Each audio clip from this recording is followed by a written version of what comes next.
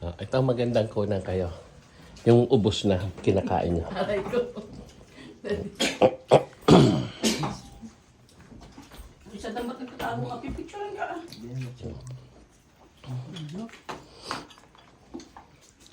Ako be, sa masisira yung Ba't hindi nyo na pinansin yung gulay? Oo nga, ubos. Lagyan nyo pa ng kanin para ubusin nila. Daming ulam. Dapat may pangbukas tayo nito yan. Ito, buti na ito. Parang yung baboy, binalatan lang ah. Kaya nga, binalatan. Sino kayong nagbalat? Yung nag-video. Ang lutong kasi. Yun ang kumain ka ng mangga?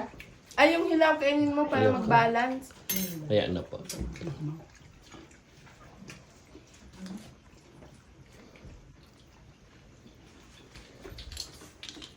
Hello.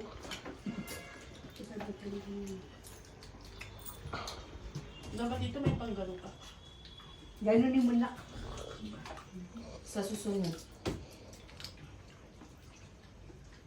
Bibili pa ako sa Australia. Mas dadali niya dito.